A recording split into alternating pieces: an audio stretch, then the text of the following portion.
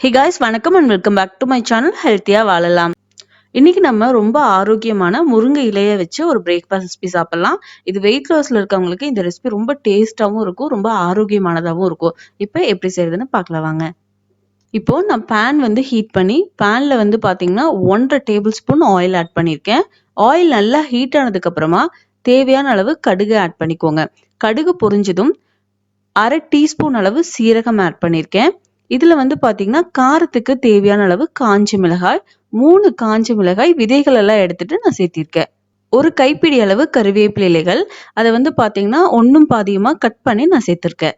இதெல்லாம் நல்லா ஃப்ரை ஆனதுக்கு அப்புறமா ஒரு பெரிய வெங்காயம் பொடியா கட் பண்ணி சேர்த்துக்கோங்க. இப்போ இது எல்லாம் நல்லா ஃப்ரை ஆகணும். வெங்காயம் நல்லா ஃப்ரை ஆகி சுருண்டு வரணும். 1/2 கப் அளவு முருங்கை இலையை நல்லா தண்ணியில வாஷ் பண்ணிட்டு இது கூட நம்ம சேர்த்துக்கலாம். இப்போ முருங்கை இலைகளையும் நல்லா நம்ம வணக்கிக்கலாம். தண்ணீரெல்லாம் எதுவுமே சேர்க்கக்கூடாது. இந்த முருங்கை இலை பாத்தீங்கன்னா நல்லா சுருண்டு வரணும். இந்த அளவுக்கு சுருண்டு வரணும். நம்ம போட்டிருக்க முருங்கை இலை பாதியா வர அளவுக்கு வணக்கிக்கோங்க. அவ்வளவுதான், அடுப்பு ஆஃப் பண்ணிக்கோங்க. இப்போ ஒரு மிக்சிங் பவுல்ல 1 கப் அளவு ராகி மாவு, அதுல தேவையான அளவு உப்பு சேர்த்திருக்கேன். இப்போ இந்த முருங்கை இலை நம்ம வணக்கி வச்சோம் இல்லையா, அது நல்லா ஆறிடுச்சு, அதையும் சேர்த்துக்கலாம். இது கூட 2 டேபிள் ஸ்பூன் அளவு துருவிய தேங்காய் ஃப்ரெஷ்ஷா இருக்கணும். இதுக்கு தேவையான அளவு மல்லி இலைகள். இப்போ இது எல்லாத்தையும் நம்ம மிக்ஸ் பண்ணிக்கலாம். நல்லா கெட்டியா இருக்கணும். தண்ணி அளவா சேர்த்து இது போல மிக்ஸ் பண்ணிக்கோங்க. நம்ம ரொட்டி மாதிரி சுட போடுவோம், அதனால தண்ணி அளவா சேர்த்துக்கோங்க. இதை பாத்தீங்கன்னா வாழை இலை இருந்துச்சுன்னா வாழை இலையில நீங்க தட்டி எடுத்துக்கலாம்.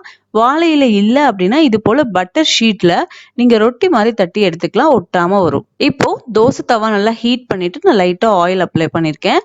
அதுல இந்த ரொட்டியை பாத்தீங்கன்னா சுட்டு எடுத்துக்கலாம். இதே போல எல்லா ரொட்டிகளையும் சுட்டுக்கலாம். இப்ப ரொம்ப அருமையான ஒரு ஹெல்தியான ராகி முருங்கை இலை பிரேக்ஃபாஸ்ட் பாத்தீங்கன்னா ரெடி ஆயிடுச்சு. இதை காலையில நீங்க சாப்பிட்டுக்கோங்க. கீரை சேர்த்திருக்கங்காட்டிக்கு இரவு உணவை எடுக்கக்கூடாது. ஸோ ஒரு நாளைக்கு இது போல ஏதோ ஒரு கீரை வகைகளை நீங்க எடுத்துக்கும் போது உங்களுக்கு குயிக் அண்ட் ஈஸியா வெயிட் லாஸ் ஆகும்.